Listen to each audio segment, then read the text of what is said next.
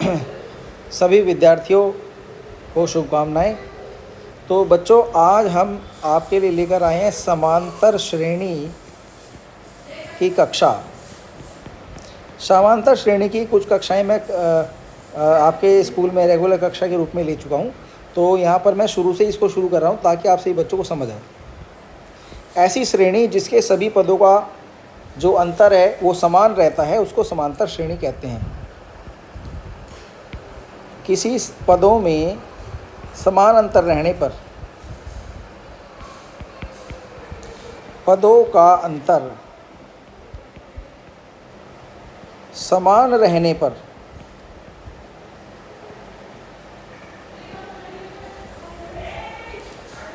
जो श्रेणी बनती है उसको समांतर श्रेणी कहते हैं। जो श्रेणी बनती है उसको समांतर श्रेणी कहते हैं। जैसे मान लो पहला पद 2 है, अगला पद आ गया 5, अगला पद आ गया 8, अगला पद आ गया 11 और उससे आगे का पद आ गया हमारा 14। इसी तरह से तो यहाँ पर अगर आप ध्यान से देखो तो इनके पदों का अंतर 3 है, यहाँ पर भी 3 है, इन 2 पदों का अंतर भी 3 है और इन 2 पदों का अंतर भी 3 है और आगे भी ऐसे ही अंतर रहने वाला है। तो यहाँ पर हमने देखा हर 2 पदों के बीच में कोई भी 2 पद ले लें, उनके बीच में 3 का अंतर है और 3 का भी हम +3 का अंतर लेंगे क्योंकि आगे आने वाला पद 3 ज़्यादा है, तो यहाँ पर हम बोलेंगे +3 का अंतर। इसी तरह एक दूसरी श्रेणी का उदाहरण लेते हैं। 10 - 10 8, 6 4 2 0 -2 -4 और आगे इसी तरह। यहाँ पर अगर आप ध्यान से देखें, यहाँ पर पदों का जो अंतर है वो -2 है, यानी कि आगे आने वाला पद 2 संख्या से कम हो जाता है, तो इसलिए यहाँ पर जो पदों का अंतर है वो -2 है। लेकिन ये -2 भी हमारा समान रूप से आगे बढ़ता चला जाए, समान रहेगा, इसलिए दोनों श्रेणियाँ हमारी समांतर श्रेणी हैं। समांतर श्रेणी के 2 तत्व होते हैं। पहला उसका तत्व है प्रथम पद, और यहाँ पर प्रथम पद को हम ए से डिनोट कर देंगे। ए हमारा होता है प्रथम पद का सिंबल। तो जो प्रथम पद है पहली श्रेणी के लिए वो 2 है, और जो डी है वो डिफरेंस होता है, इसको कहते हैं सार्वंतर। तो जो सार्वंतर है पहली श्रेणी के लिए वो हमारा 3 है। इसी तरह जो दूसरी श्रेणी है उसके लिए ए का मान 10 है, क्योंकि यहाँ पर देखो जो प्रथम पद है दूसरी श्रेणी का वो 10 है, तो दूसरी श्रेणी के लिए ए का मान 10 आ गया।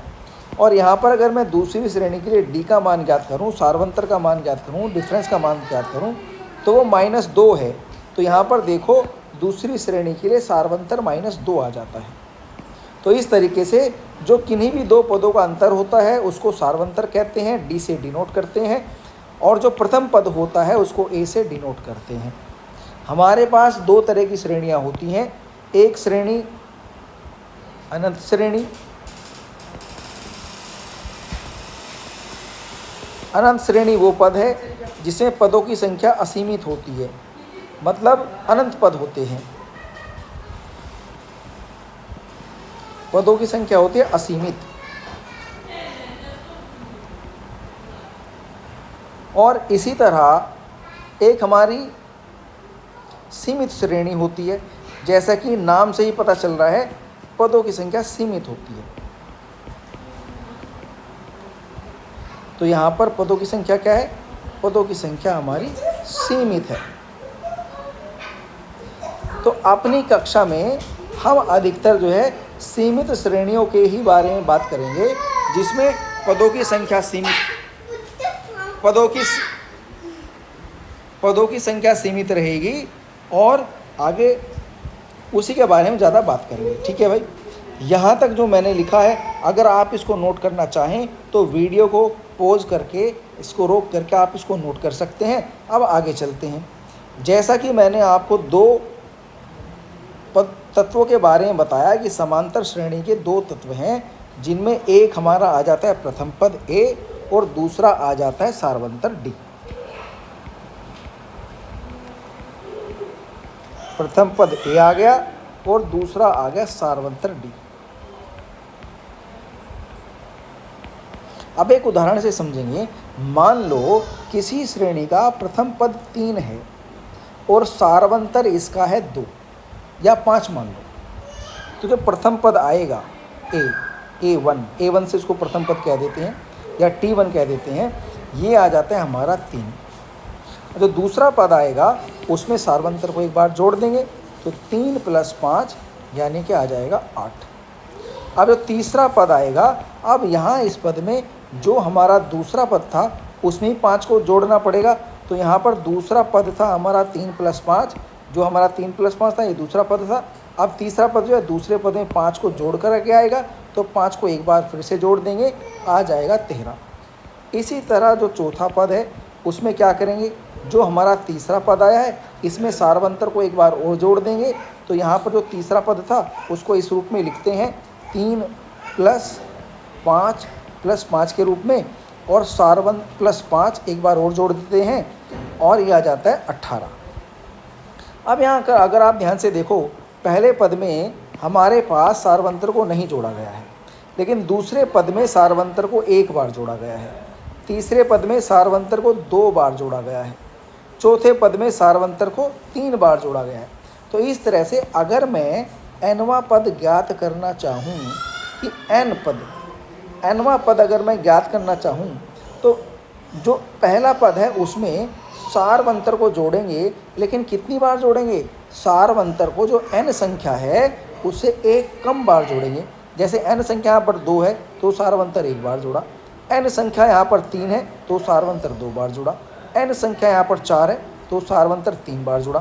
तो इस तरीके से अगर मुझे nवां पद ज्ञात करना है तो सार्वंतर को n से एक कम बार जोड़ देते हैं। इसको हम समांतर श्रेणी का व्यापक पद भी कहते हैं। समांतर श्रेणी का nवां पद या व्यापक पद हम इसको कहते हैं। समांतर श्रेणी का व्यापक पद क्या है, an यानी कि nवां पद।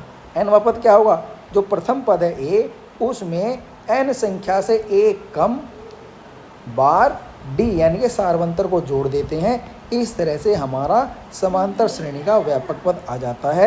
अगले वीडियो में हम समांतर श्रेणी के व्यापक पद पर आधारित कुछ प्रश्नों का अभ्यास करेंगे। अभी के लिए आप इसको यहाँ तक नोट कर लीजिए। धन्यवाद।